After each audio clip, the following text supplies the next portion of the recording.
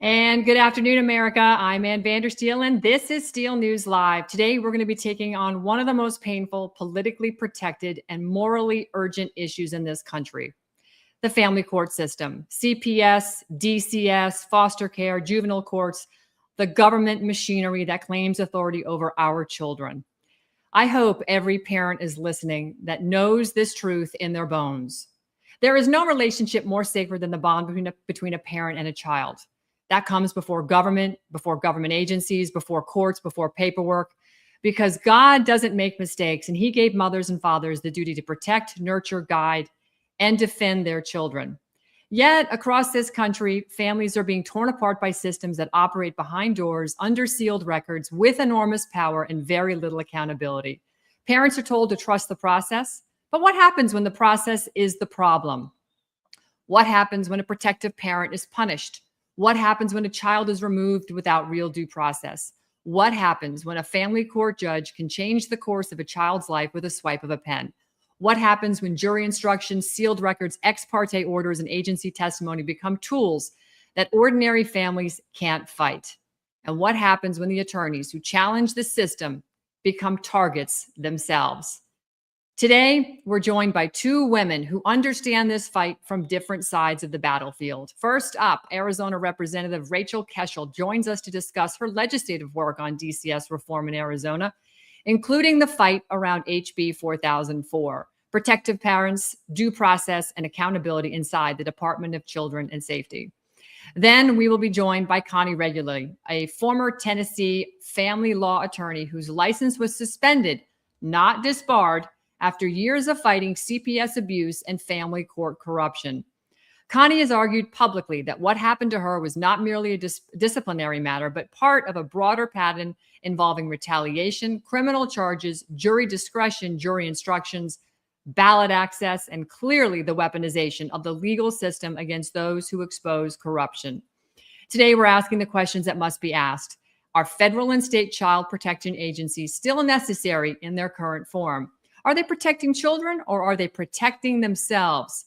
When children are removed from loving families without due process, when parents are financially and emotionally destroyed, when attorneys are punished for defending them, when judges operate behind closed doors, are we still looking at child protection, or are we looking at a form of government-sanctioned family destruction?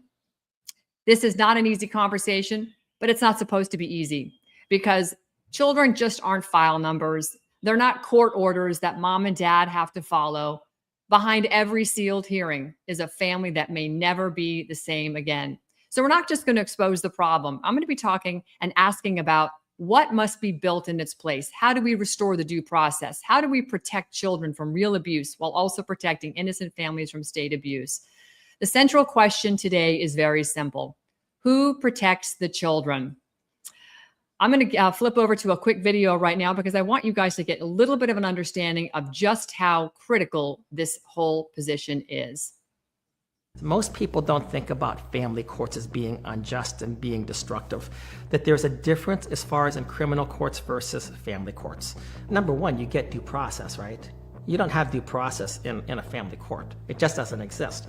You have constitutional protections. You don't have constitutional protections in a family court. And you know, you can always appeal something. I guess maybe you can appeal it with a family court, but the reality is that when you appeal something, they're going to say, well, we can't overrule the judge's discretion. It's a shame because I want to believe in the court system. I'm a person who wants to believe in the rule of law. I'm a person who wants to believe that justice is going to be done. But I can't do it because I've seen it with my own eyes repeatedly. Okay, I'm going to cut right over to the most important part here. Rachel Keshel. This lady is absolutely fantastic. She's currently serving in the Arizona legislature and has become a voice for reform in the area of child welfare, family rights, and DCS accountability. In Arizona, CPS functions are handled through the Department of Child Safety, known as DCS. Representative Keshel has advanced legislation focused on how the agency responds to reports of abuse, how protective parents are treated, and how the state should act when the children are truly in danger. Her work comes at a time when families across the country are asking whether child welfare agencies are operating with enough transparency, due process, and accountability. Rachel, it is an honor to have you here. Thank you so much for joining. And as always, you truly are remarkable, because it's the first fresh beacon of light I've seen in this particular subject in the Arizona State Legislature since I've been following politics in Arizona. So thank you for the important work that you're doing. Yeah, well, thank you, Anne, for having me on. The more that we can get the word out about this, the better. I do feel like the last couple of years here in Arizona, we've gotten a lot of really good momentum going. It has spread like wildfire nationwide. And as you said, here in Arizona, way back in the early 2000s, I believe, when we had Jan Brewer as our governor, she was talking about needing to completely just burn down DCS, which was CPS at the time, and redo it. And here we are, over 20 years later, still dealing with the same issues with DCS. I had no idea how bad it was in the family courts until I was actually contacted by a family 2 years ago at this point in time by another one of my representative colleagues, Alex Culloden. He said, "Representative Keshel, you know all about DCS." Because I actually adopted 3 children out of foster care. 3 of my 5 kids were adopted from there. And he said, "Maybe you know how to deal with this." And I started talking to this family who was over $4 million that they had spent trying to fight to save their granddaughter.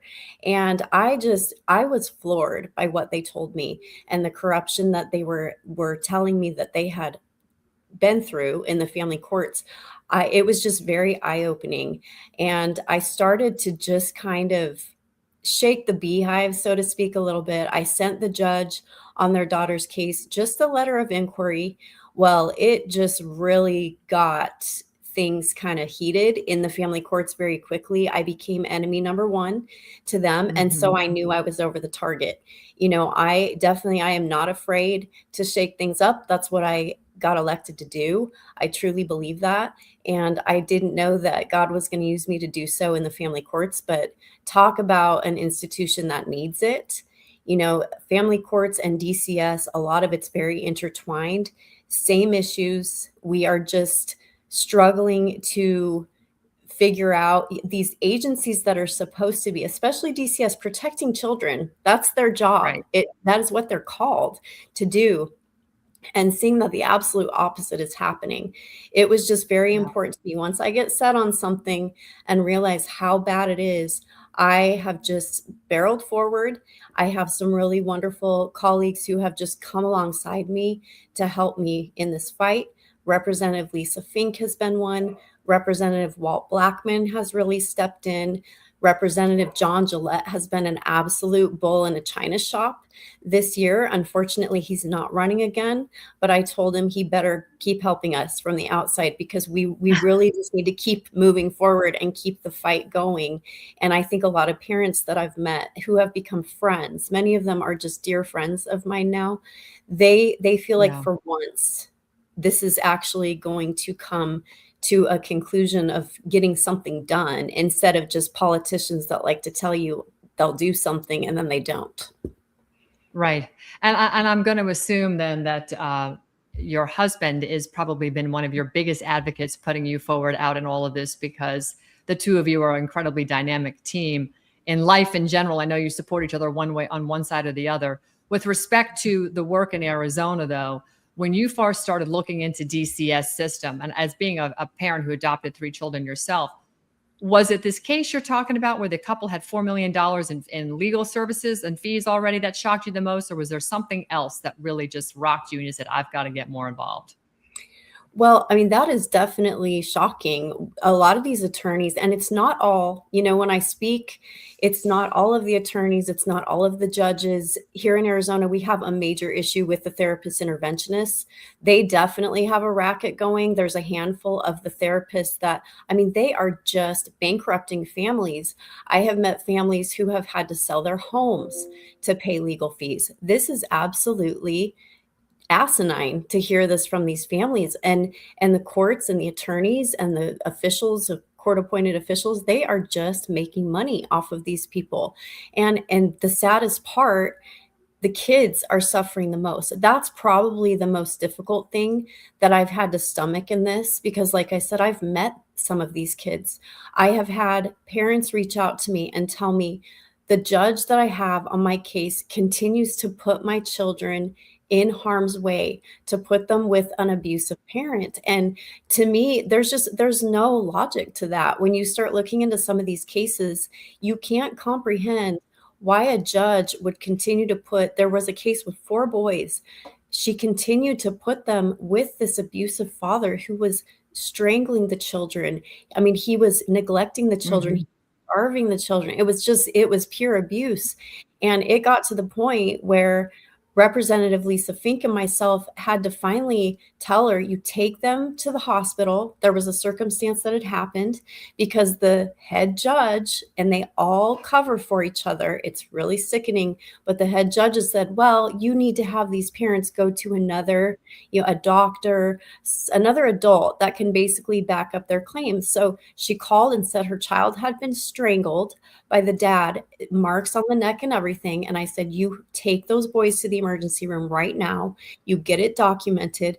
Lisa immediately went to the mayor of the town that she lived in. We got a hold of detectives. We got a hold of prosecutors, anybody we could contact. And the judge continued, Judge Melissa Zabor continued to tell her she had to give them to the father. And we told her, absolutely not. You keep them safe. That is your priority. And by the grace of God, Wow. and because she had us in her corner, she was able to keep the boys, and the dad is finally being prosecuted for child abuse. But why in the world would a judge, Wow. and this judge, she doesn't, this is not the first time. She continues to have the same track record of putting these kids with the abusive parent.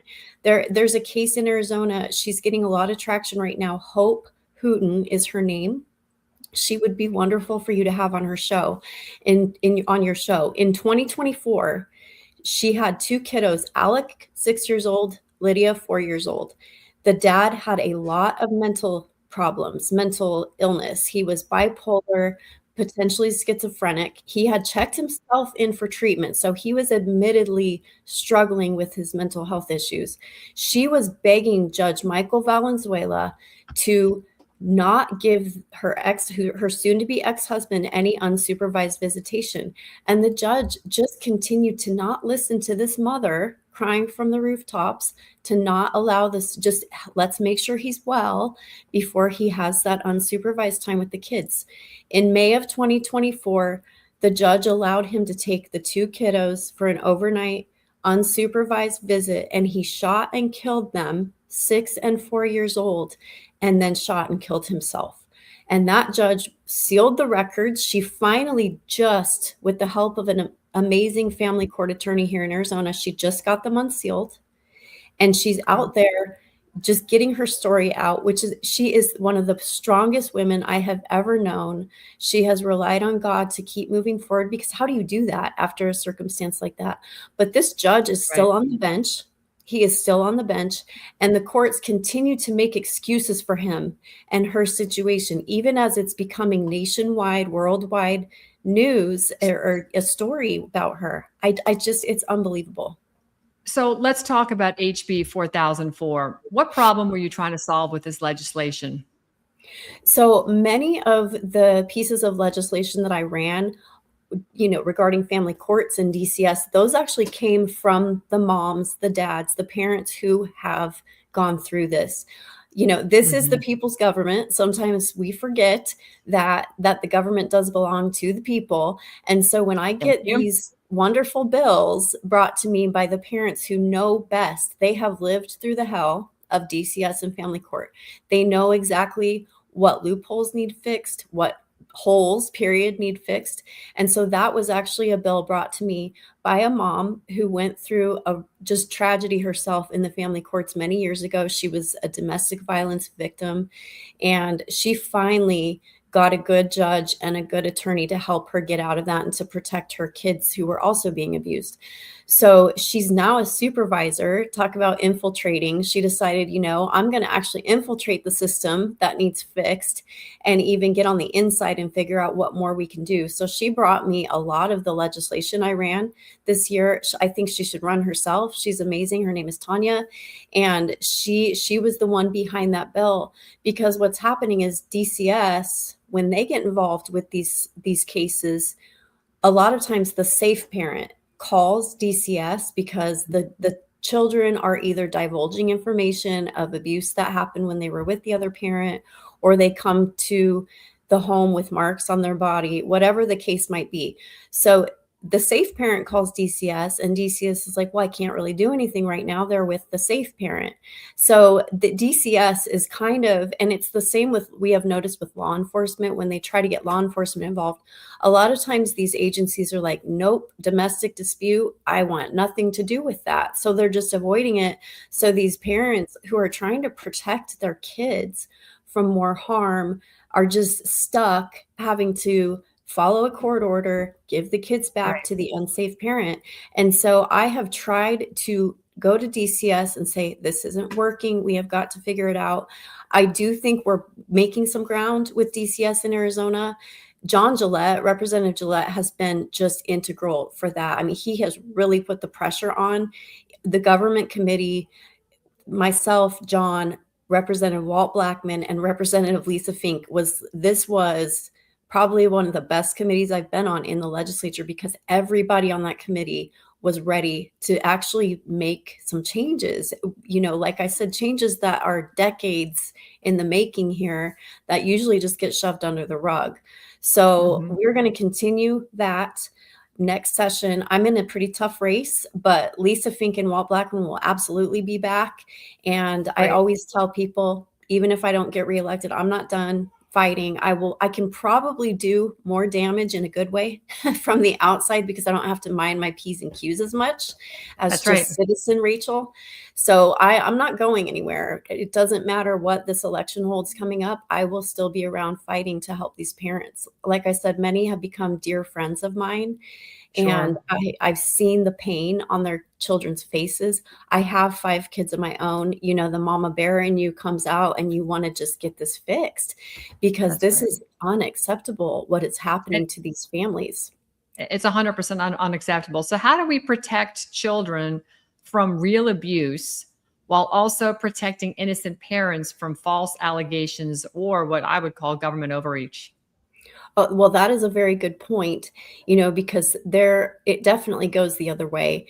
I have learned in this process, I have met thousands of parents, whether it be in person. We had the ad hoc committee hearings that we held. It's crazy. It's almost been a year ago now.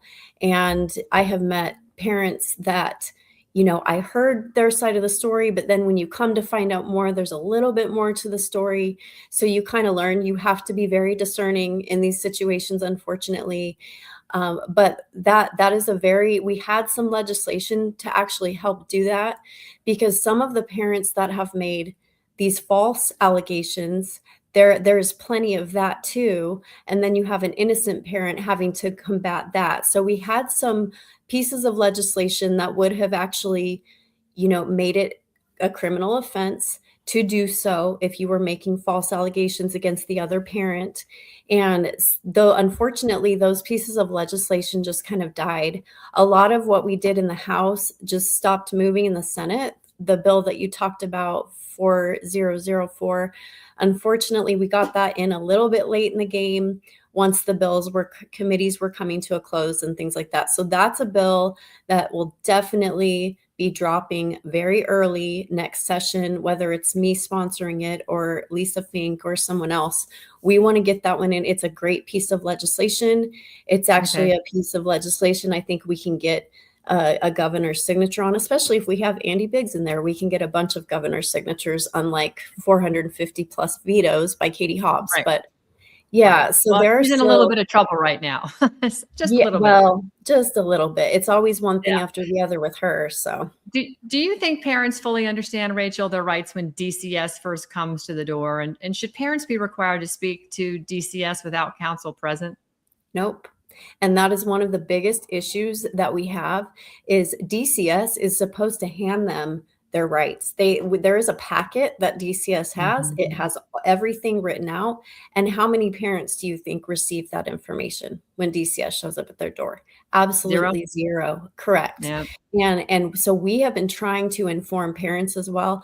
You do not have to let them in your home. Record everything. Record everything. A lot of the times when the caseworkers come, if parents kind of know what to do more, they pull out their phone, start to record, and that really throws the caseworkers for a loop. They're not used to that. They are used to being able to just trample all over parents' rights. That is one of the biggest issues we have with both DCS and within the family courts. The video that you Mhm. showed at the beginning of this I could not have said it better. There is no due process for these parents.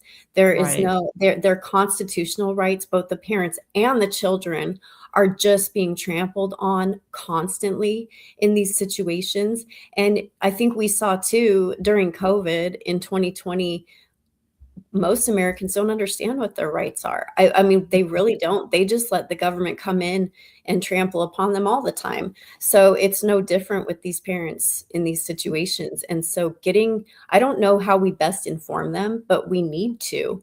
And it would really help with a lot of these terrible circumstances that you end up hearing about. Well, Yeah, I mean, I mean, people I know have gone through this. So, so our organization has written legislation. We've shared it in this group that you're in as well.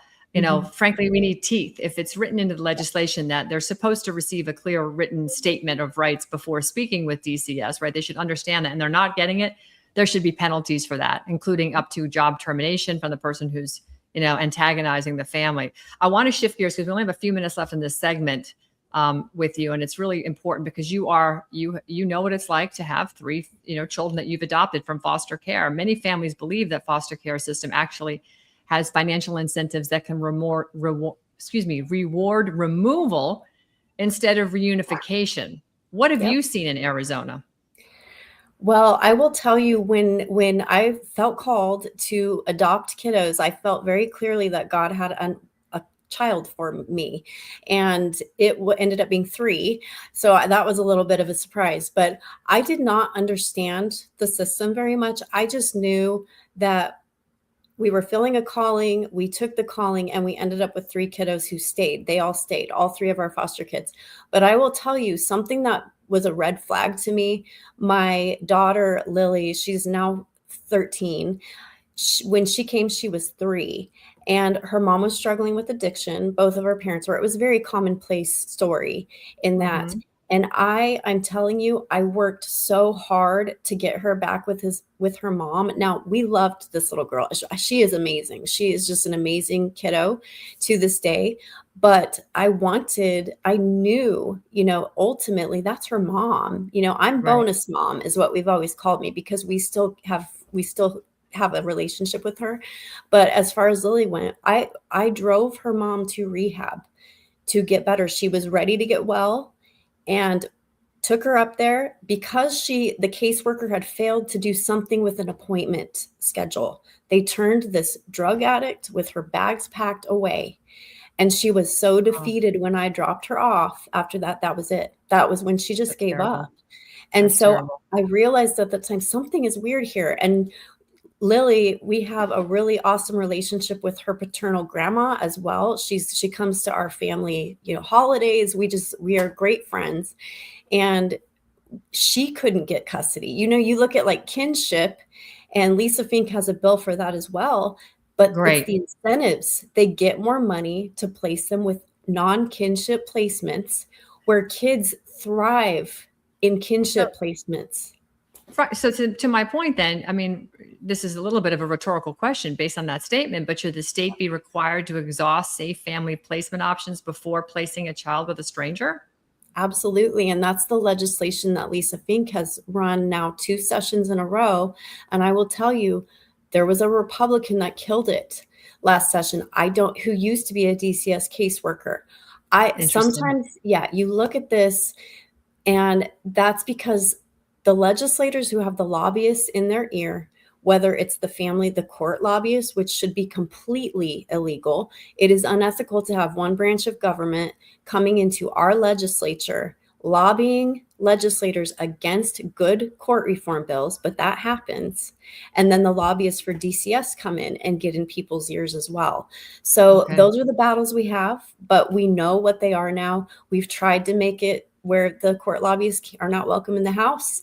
Some of our Republican colleagues, oh, that's not very nice. So it's that squishy, too nice Republican stuff. But I Right. mean, we have to figure out how to make this where we can move forward and get good legislation passed to help these families and these kids. Should there be independent audits of DCS removals, placements, reunifications, or any adoption outcome? Oh, absolutely. And we've been looking into that. As far as DCS, John Gillette has really had the pressure on them. We were finding out that hospitals, specifically Phoenix Children's Hospital, was being incentivized to report abuse. So what was happening was, I met a young couple who had a child with the fragile bone syndrome, or whatever you call that disorder.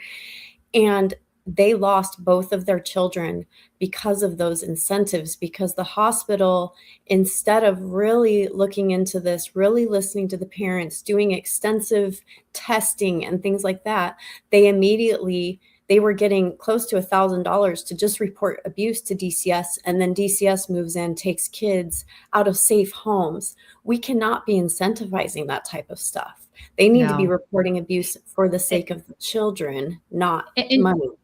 in your opinion, are agencies like DCS fixable? Well, I mean, I think we just need a redo, honestly. I mean, this is not working. We've got to figure out how to start from square one. And if you're going to call yourself, Child Protective Services or the Division of Child Safety, you better be protecting kids. And that is not happening. The kids are coming in last all the time in this What would agency. what would a child welfare system look like if it were built around children, parents, due process, and the truth? Oh my goodness, it would be a totally different thing. It would be serving its proper purpose and serving the people and protecting the kids like it's supposed to do. What about reform? What should every state legislature in America be doing right now to investigate and reform these agencies? You have to start by calling them out, and you have to be relentless. When you shake it up in the legislature, I will tell you right now, you take a lot of slings and arrows. You cannot be spineless with this. They do try to scare you. They come after you in different ways. It has happened to me, but you have to continue moving forward. If they're doing that, that means you're over the target, as I said Right. before. So we just need more people. I really felt like, especially this last year, a lot of the momentum that we have in Arizona came from a group of legislators willing to step up and say, you do what you want to me, but we're going to get this fixed. And it was to Right. the point where we had the director of DCS in Arizona helping us and in the backgrounds and letting us know this is really what's going on.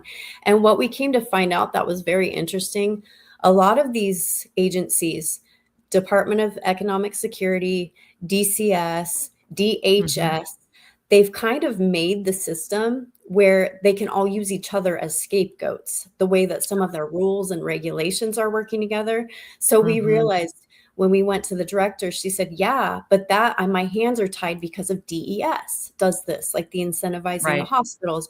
Oh, but then the hospitals say, but DHS doesn't allow me to do that. So it's almost like they've created this terrible, I don't know what hierarchy of these agencies where they can all throw each other under the bus and then nobody is accountable. And that's the biggest Yeah, problem, as you know, and a lot of what's going on right now in government, period. There's that's just right. no accountability. And the people are sick of it because that's always the excuse. Yeah. Well, Rachel, I certainly appreciate you coming on today, for the courage you have and for bringing this issue right into the belly of the beast in the legislative arena, because the protection of children, the rights of parents, This is not a partisan issue. This is fundamental and foundational to our right to life, liberty, and the pursuit of happiness, and our God-given freedoms to be here on earth, walk around, breathe air, and raise our families. So I think you've done an amazing job of showing our audience what the legislative fight looks like. But we're going to move now into the courtroom and the legal system itself with our next guest. And if you want to stick around in the green room and watch it live, that's great. Or you can tune in on Rumble, YouTube, X, Facebook, LinkedIn. We're all over the place right now because this is such an important subject. We've got Connie Reguli, who has seen firsthand what can happen when attorneys and advocates challenge this machine. Thank you so much for being here. Thank you. Okay. Wow. Incredible. Just an incredible woman. What Representative Keshel just laid out is the legislative side of this fight: the policy, the statutes, the agency, the procedures, and the urgent, and you heard it, it needs an overhaul, urgent need for oversight and overhaul. But we got to move into the courtroom now, because for many families, the real trauma begins once a case enters the family court or juvenile court. This is where parents often say they lose their voice. This is where evidence goes poof into thin air. It just doesn't show up, or they don't allow it. This is where hearings are sealed. You don't get a jury of your peers. This is where attorneys are afraid to challenge judges, agencies, guardians ad litem, and court-appointed players. This is where children can be taken, placed, medicated, moved, adopted out, or alienated from their own families. And frankly, this is where the attorneys who challenge the system, like our own attorney at American Made Action, Christopher Burns, can become targets themselves. Our next guest knows this terrain intimately, and we'll be right back with Connie Reguli after this quick break. Food security or food sovereignty. Every time we buy food, we choose. Glyphosate exposure is exploding, and people are asking, why is food so expensive? This is why we do what we do. Organic fields, thriving orchards, the purest ingredients straight from the earth. From our farms to your family, we do the testing so you don't have to. You save time, you save money, and our regenerative farms continue to grow. It's time to remove what does not belong. Rebuild with cleaner inputs. Support the farmers with the future in mind.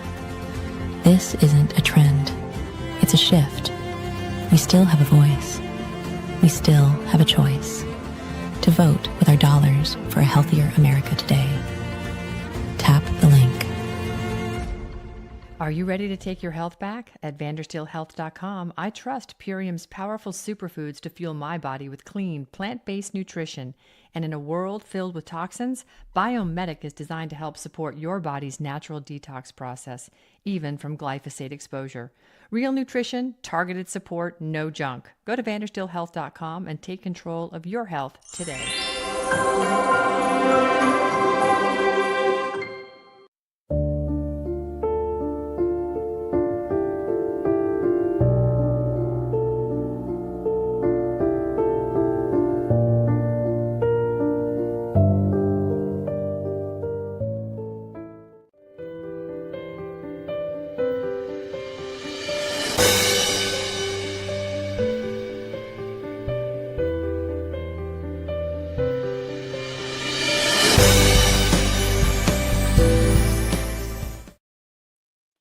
And welcome back. Connie Reguli spent years as a family law attorney in Tennessee fighting for parents and children. She became one of the most outspoken critics of CPS overreach and family court corruption. Her law license was suspended, not disbarred, and that distinction matters.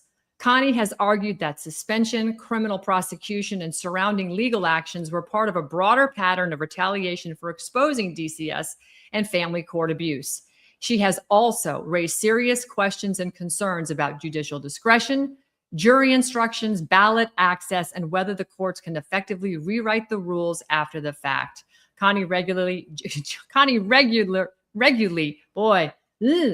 joins me now. Connie, it is great to have you here. Thank you so much for agreeing to do this interview, because you are the whale out there in terms of the big kahuna of people who have been around the block in this industry of child trafficking through the court system for decades, and you have paid the price.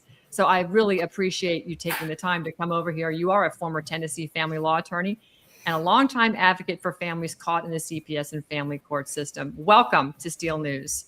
Oh, thank you so much. And thank you. Thank you so much for being, taking the position that you're going to be the voice. I'm almost embarrassed to say that I've been working on this for 30 years because you just feel like you are just treading water. You're in a swamp, you're in a sand pit, and you can't get past it.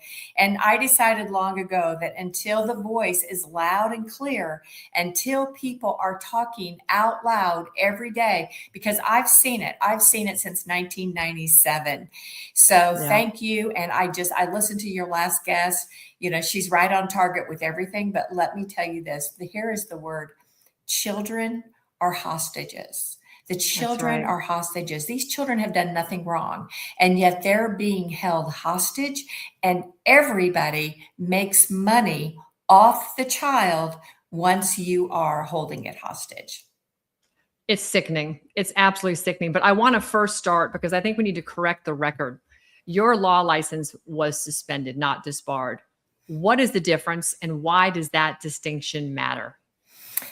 Well, actually, I'm kind of in purgatory right now because I have 4 cases pending in the Tennessee Supreme Court to clear up the matters that they suspended me on. They suspended me on a fake crime. The crime has been reversed. I have no crimes anymore. I'm not a felon. I have no criminal record, and yet they will not give me my license back. And there are other cases. And what they have done is just held them and not decided. And I know every single person who's been through the family court system can have some empathy and understanding for that because so many people face the same thing. But I'm in just this permanent suspension right now, and they won't hear it. I could get into some of the legal reasons as to why they're having difficulty with the challenges, because I've challenged them at every level. I've challenged them on the procedural issues, the substantive issues, recent cases that came out from the United States Supreme Court on administrative law. And that would be actually a whole podcast that we might want to talk about sometime. Well, we can get into that sometime, but I want to kind of stay narrowly focused because I want to talk about your primary fight today. Is your main mission to restore your law license, or is it your main mission to protect children and expose what's happening in CPS and family court? My mission is no longer to get my law license back. They stole my practice. I could never rebuild the practice that I built over 30 years. I'm almost 74 years old, but my emphasis and what I do every day is to try to restore the rights for children and families. And I do it. I still get people. I'm very active on social media. Parents call me every day. I talk to them. I encourage them. I consult with them. I give them ideas on how to proceed. And more importantly, I also work at the legislative level a lot. Yes, that I'm quite aware because we've consulted with you on several things and you're tracking what we're doing as well, which is very exciting. And more of that will get revealed as American Made Foundation and American Made Action start to really come forward with what we've been doing a lot of work behind the scenes. And we're very excited about how far we've come. Bringing it back to you, when did you learn about the relationship? When did you fully comprehend what was going on between CPS, family court, juvenile court, court-appointed attorneys, these guardian ad litems, and the judges? Talk to us about that whole system, if you will. Yeah. So, I mean, actually the signs were there very early. And for people who know some of the history of the legislation, they understand ASFA, which is the Adoption and Safe Families Act. It passed it in 1997. And law was a second career for me, and I started in 1994. And so, to be very honest, when I first saw ASFA happen, I thought it might be a good idea because children were literally lost in the system. Like DCS, CPS didn't even know where they were. We had no desktop computers. We had no smartphones. They were file folders in somebody's desk drawer, and they didn't know where they were. I worked with families and I saw weird decisions. I saw decisions where they just weren't making good choices and decisions. So I knew pretty early on. Sorry.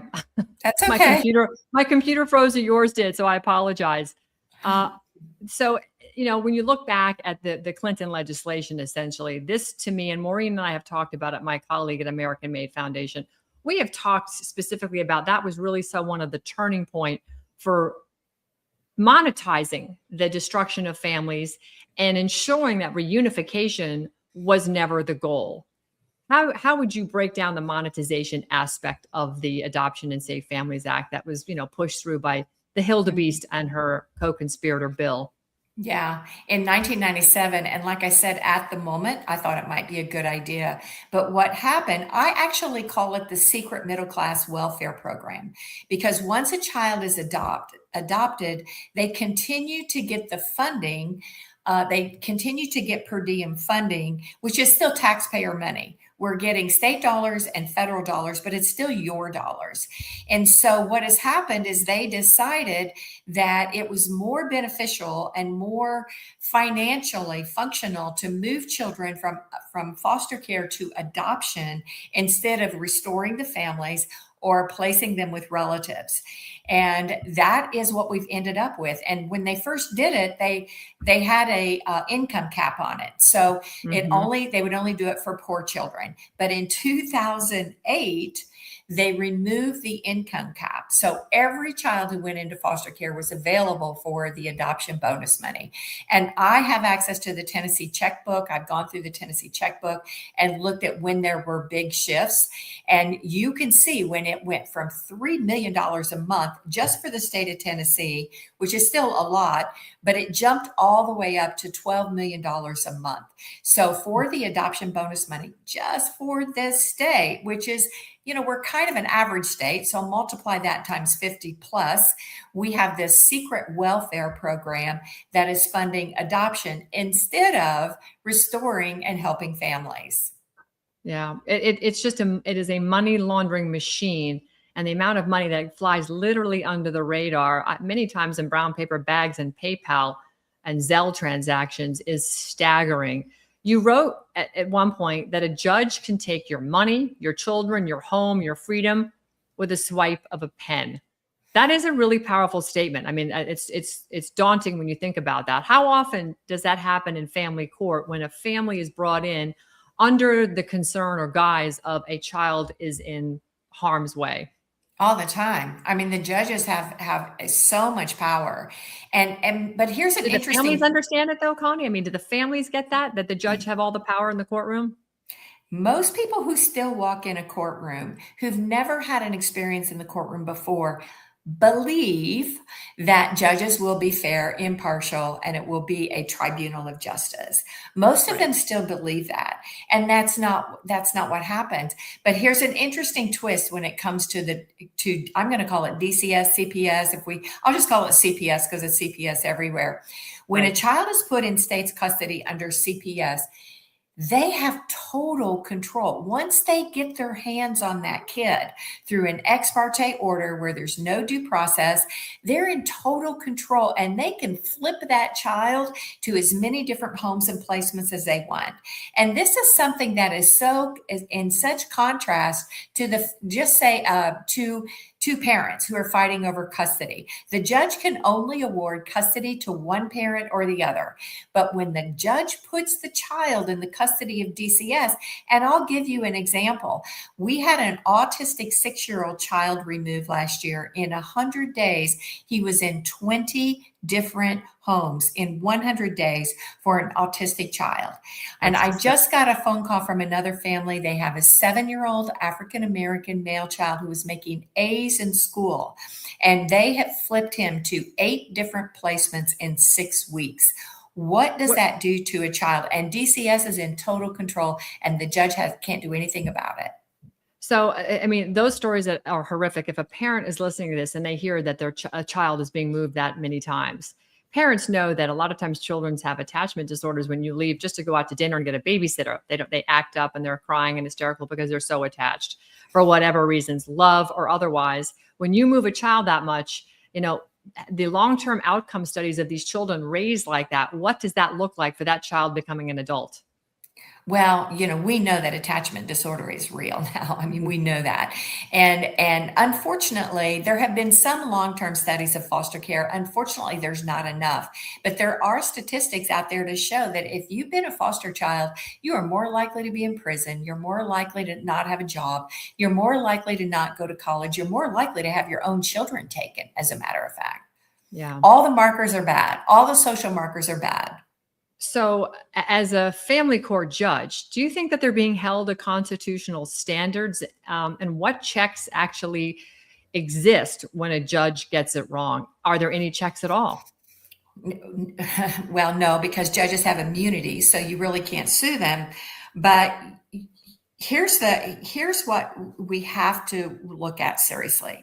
There's a leadership problem. Okay. There is a leadership problem. I was listening to your last guest talking about DCS, CPS working with them now, which she also said, she kind of said in the same breath that the CPS commissioner was also trying to give them feedback and resistance by saying, oh, not us, somebody else. There's a leadership problems and there's a money problem. So as long as we are funding the wrong thing, we're going to get the wrong results. So, and the judges there's a lot of bad judges. There was a very bad judge who came after me, but the judges are also caught up in this system. Yeah. That CPS comes in with an ex parte order and puts in a sworn petition that the child is in imminent danger. So what is a judge to do?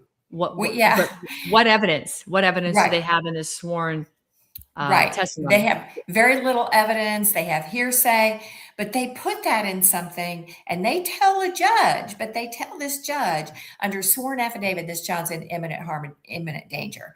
So you have to kind of say to yourself, what is a judge to do? A very, very good judge would force them to give them some additional information. But a lot of judges are like, hey, what if I don't remove this child and something happens tonight? Right? Because they're just not conveying good information. So it really is the leadership of these agencies and then how it flows downstream all the way down to the caseworkers and the investigators as to how they are operating. All right. So let's use an example here. This was on your Facebook page. What happened here? I am so traumatized by this that I had a nightmare about that picture last night, and I'm still going to have more. I am looking for the biological mother. If anybody sees that in Clarksville, please find that biological mother. It was reported in the newspaper yesterday in an Amber Alert that a 3-year-old foster child was missing. And then the next thing we know, they're pulling him out of the attic. And my first question was, how did he get in the attic? This is a foster home. This is where the child is supposed to receive heightened protection. The trauma for that child to be put in an attic, left in an attic, and then be pulled out by law enforcement. My breath is taken away. I don't even know what to say anymore. Yeah, but I mean, that is a PG quote picture that we can put on the internet with this show and that I would present personally. There's far worse things that go on in foster care. And we've talked about this on various podcasts. In 2019, I'm sure you know where I'm going with this, Secretary of State Mike Pompeo in Trump administration 1, they published their Secretary of State yearly trafficking in persons report. And that report singularly focused in the United States on the foster care system as being the #1 place for child predators to target, to grab these children and do unspeakable things with them. So that little example that just broke yesterday, it was on your Facebook page, is mild in comparison to what's going on with these children. So walk us through, now that this child is found in this foster care home, what should the lawful response be in this situation? Again, I'm going to find that mother. I'm going to find her. I'm going to find out why that child was removed and why he wasn't safely placed with relatives. The fact that will a judge do anything? I don't know. There should be a special investigation, but you know what? The 2025 audit of CPS in Tennessee said that they did not complete their SIU investigations, which are their special investigative unit, which is to cover foster parents, teachers, anybody who has the care of children. Their history shows that they will do nothing. I have pictures in my possession worse than that in Tennessee foster care. I have a 10-year-old little girl in her underwear, locked in her room, crying out that she did not want to go to bed at 5 o'clock in the afternoon. I have a video of a gender confused little foster girl who is being wrestled to the floor by a foster father who is grinning about it. I have foster children who have bruises on them, and I can't put all of them out there because of the way I got those pictures. And Right. people are shut down and they're told they can't share anything because it's confidential. I just had a news story put out on Fox 17 News. I have a great relationship with a reporter here, and it was on young Matthew, who was the autistic child who was in 20 places in 100 days. The judge chewed her out when he found out it was on the news. I've had a news broadcast in Perry County. Perry County judge chewed out the parents when he found out he took their story to the news. I mean, these are the parents' real stories, and to put them in those positions is outrageous. So you're talking about getting chewed out, but are parents and attorneys like yourself being criminalized for resisting or challenging DCS orders, judges in the courtroom? What's happening here? Because like you said, parents walk in thinking there still is a real judicial system that's going to be fair. They're going to get a real fair tribunal. But there is no jury of your peers in family court. The juvenile system has sealed cases. And a lot of times parents are not allowed to present the exculpatory evidence, which would prove that they are not the felon, the judge and the DCS is making them out to be. So, I mean, how do we resist this? How do the parents get around from being criminalized? Well, and yeah, well, it's very, very difficult. I was criminalized because I stood Right. up and resisted an ex parte order that I felt like was not valid and was not.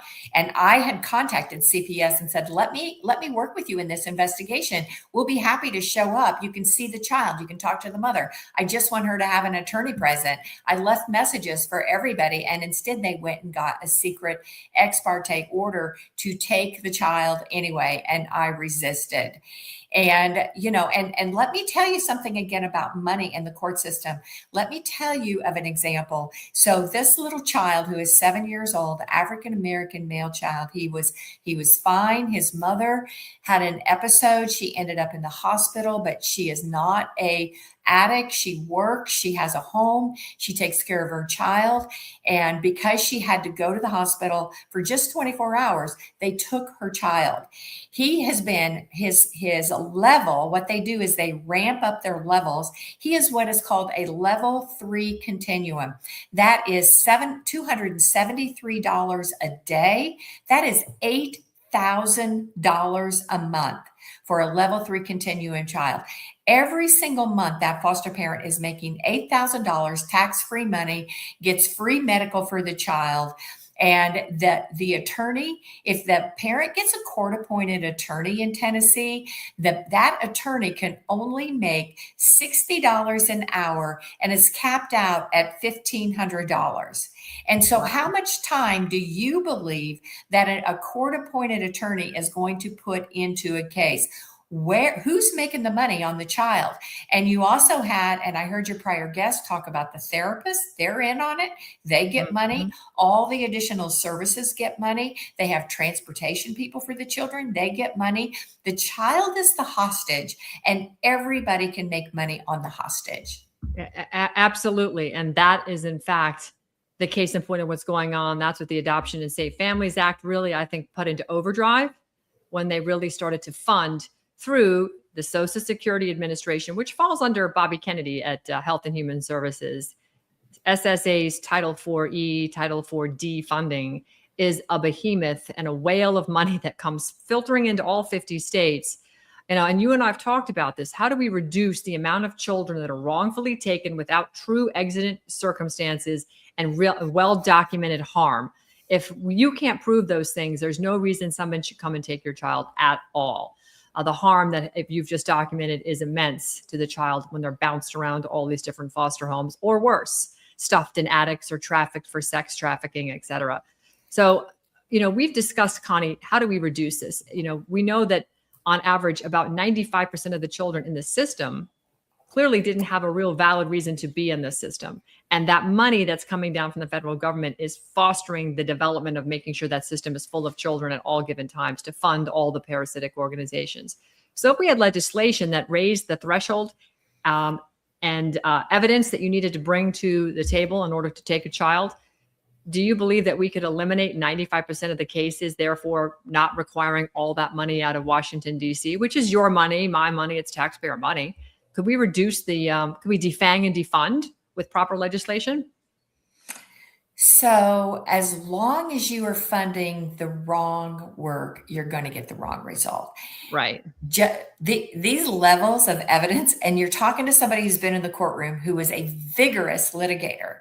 The levels of evidence, whether it's preponderance of the evidence, whether it's clear and convincing, whether it's beyond a reasonable doubt, when a judge is making that decision, it is subjective. Okay. It is subjective. The judges can decide it's clear and convincing evidence. The judge can decide if it's beyond a reasonable doubt. It's not a jury making those decisions, but are juries good? No, a jury convicted me on a false crime, a fake crime. And how were they able to do it? Because the people in the judiciary manipulated the law. So let me tell you three things that that have kind of happened, and we're trying to work on them, make them better. First of all, the executive order that Trump signed on November 25th, 2025. I think it's called Fostering the Future, which I don't like ever when they use the word foster. But it does say in that first paragraph of that executive order that the policy of the administration is to build stronger families and reduce unnecessary removals. So we do have the executive order behind us. I reached out to Alex Adams, and I'll tell you how I talked to him briefly here, but I reached out to Alex Adams and I said, you need to do a technical bulletin that supports what this executive order says to do, and you need to be specific. Secondly, is through the Family Forward Project, we got a bill introduced in Congress called the Advocates for Families Act. We need support to get that bill passed. What that bill does is says that a family is able to have an advocate with them throughout the proceeding. And this is to build an advocacy and mostly volunteer program, kind of similar to the CASA program, but for families. The third thing is when you talked about HHS, and I know we're winding up here, but I want to get this in. I am working with MAHA. And so I went to Washington, D.C. in May on a MAHA roundtable about psychotropic medication and foster children. And so we had an all-day discussion about it. They do know how serious it is. And at that meeting, Alex Adams, who is now the head of ACF, was present. And I wiggled my way up to talk to him like I like to do. And I told him he needed to be very specific in an executive order and a technical guide on what the states needed to do. And he says, have you drafted it? And I said, yes.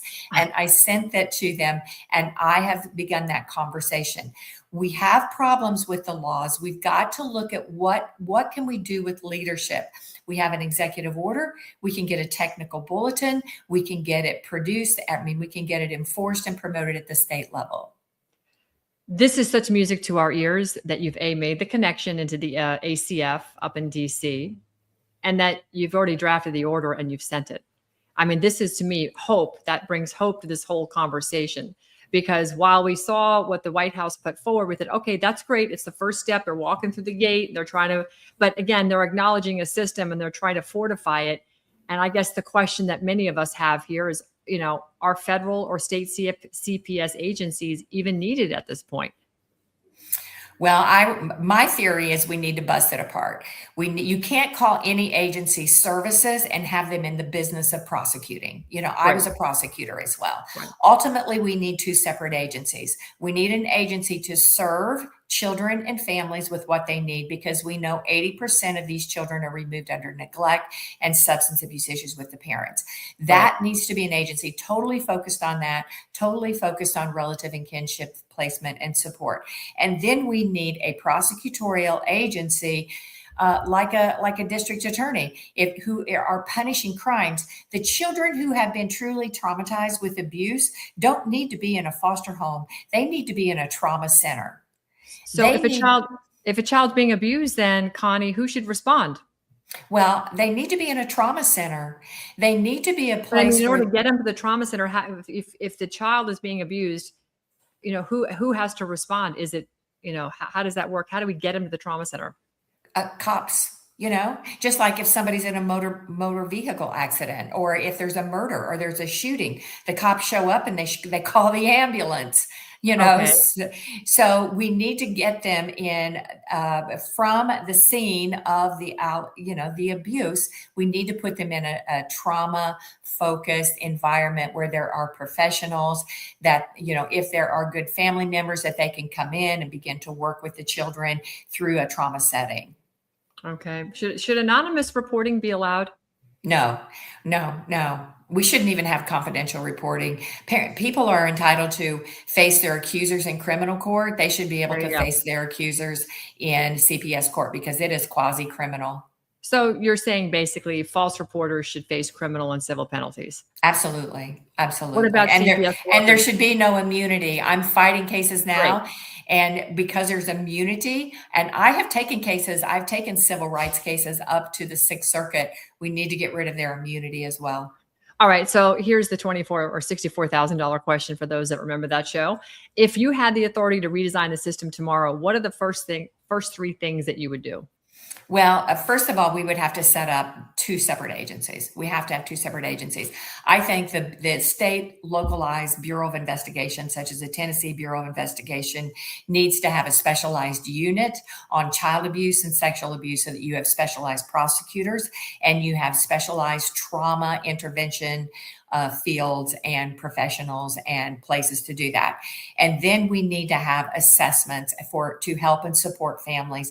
They have got to be two separate agencies. This is going to make a lot of people very upset. We are going to have to restructure funding more like a block grant funding, specifically designed to meet the needs. Substance abuse is horrible. We've got to look at substance abuse. 1/3 of kids are removed because of substance abuse of the parents. And that can be anything from smoking pot on the weekends to serious, debilitating, daily meth use. So we've got to have proper assessments, and we've got to build and support families and kinship. All right. Well, Connie, I know we're getting a little bit short on time, and I have probably 100 more questions that I want to go through with you. Your expertise, your knowledge base is pretty much, I would have to say, unmatched anywhere that I've seen on the internet, looking for experts, people who've been on both sides, and you are a rare find. So if you were going to eliminate financial incentives tied to removal, foster placement, and adoption, how would you redirect any funds, or would you really turn it back into the immediate families and then, of course, the immediate community, organizations, churches, and so on and so forth, to kind of rally around and pull this together? Because in my humble estimation in the past was we didn't have these agencies, and churches and family members were sort of the go-to points when families fell under distress, real distress, not the manufactured kind coming out of DCS. Yeah. Well, CAPTA has expired. The original CAPTA bill has expired, which is a great opportunity for us. They're continuing to fund it through what they call continued resolutions, but that happened in September 2023. They tried to reauthorize it, and I attribute the failure to reauthorize it to people like the Family Forward Project and other groups who've been talking to legislators and says, no, it's broken. It doesn't work. It doesn't work. So we have a great opportunity in front of us, but I think part of the funding is going to have to be in a block grant funding, much like TANF, temporary assistance to needy families. And although the states are horrible managers of their TANF funds, and we're going to have to look at how we manage those types of federal funds, that's where, and then look at the different segments we have. We have SNAP benefits, which come through the Department of Agriculture. We have TANF, which comes through another department. And then we have Title IV funds, which come through HHS. So somebody needs to globally look at how this system works, because it's all about restoring families and get families what they need. And children, what do children need? That's exactly right. Some advice before you go. What should parents do the moment DCS or CPS appears at their door? Yeah, so I was listening to your last guest too, and I differ with them just a little bit because if DCS comes to your door and you send them away immediately and say, go get a warrant, they will get a warrant and they will take your child. So I say, I do record, I do say record, document, ask names, ask for identification, ask who these people are, and then also cooperate with boundaries. And so if Mhm. DCS comes with your door and say, we have a referral, you say, okay, fine. I'm willing to work with you. I want to alleviate your concerns. My children are safe. So let's talk about it, right? Like, and they can say, look, I don't really want you in my home, but I will come and meet with you tomorrow at your office, right? Okay. Or I will call an attorney and we will call you back. So I say cooperate with boundaries. And we have done that in Tennessee with advocates, and it has shaken up the system. We had a mom in East Tennessee. They'd removed several children. She was pregnant. She was going to have a baby. We wanted to do everything we could to keep that family in place and keep that baby home. And when DCS called her, she called us, and we intervened by being present in the whole process, and it shut the whole case down. Fantastic. And word to your fellow attorneys, how can they protect themselves while still zealously defending parents in this process? Wait, you can't. You can't. You can't. I mean, that's the Okay. bottom line. You can't, and they don't. So that's where we are, and that's something we need to fix. There's so much that we need to fix, Connie, but we're taking bites of the elephant one at a time. You can't take the beast down all with one shot. It's going to take many hands to make that light work. And Connie Reguli, you really are absolutely incredible at what you've managed to do. Your courage, your testimony, your willingness to continue to speak out despite the cost. And it's, again, it comes back to whether or not someone agrees with every part of our discussion here or not. There should be one thing clear, that we have a system with the power to take children from their parents, and they all must be held to the highest possible standard. And you, my dear, do that every single day as you walk and breathe and speak, Yeah. truth to power on earth. So I really And appreciate you. remember, the children are the hostages. That's it. There are, on any given minute, 400,000 kids in foster care. If 400,000 Americans were being held hostage in Iran, what do you think we would be doing? Exactly. What do you think we'd be doing is right. Incredible. Oops, I got rid of you by accident. Didn't mean to do that. Well, Connie, thank you so much for being here today. I certainly appreciate your time, and you are a warrior. Thank Truly you a so warrior. much. We And keep look it up, forward and I'm happy to come back anytime. I have so many topics to talk about. I think we're going to have to put an editorial calendar together with you alone. It'd be Absolutely. fantastic. Thank you so Okay, much. thank you. God bless you. Incredible, right? What you guys heard today should be incredibly, disturbing. It should keep you up at night, because if you're a parent with children, everybody is fair game once the system decides to put their teeth into you. The state claims they have power to decide who your child belongs to. So yeah, every family's at risk. And putting their head in the sand and pretending this only happens to other people, and a whisper, somebody had CPS at the door. We can't do that anymore. We got to be real with the situation. We can't look away because we are uncomfortable with the fact our next door neighbor got a knock, especially when your next door neighbor is a great parent. We can't keep repeating the fact that child protection is something great while ignoring the fact that the children who are being traumatized by these unnecessary separations, and the parents who are denied due process, the attorneys who are punished, like Connie for fighting back, like our own Christopher Burns for fighting back, because families are being broken by institutions that really have no accountability to anybody. Remember, these are agencies. You didn't elect them. I didn't elect them. They just showed up. And if you pull up your Constitution, you won't find an agency listed in there. So I want to thank again Representative Rachel Keshel. Her work shows us that legislative reform is possible. Laws can be changed. Procedures can be changed. Agencies can be forced into the light. And Connie Reguli, her story reminds us that fighting this system does come at a cost.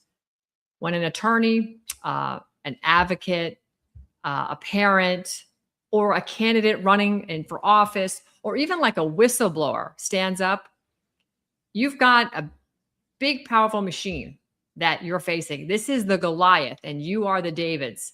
So remember, there's lots of costs, lots of victims, and lots of slings and arrows, but we stand up and we fight back because truth matters, and it still has a place in the courtroom.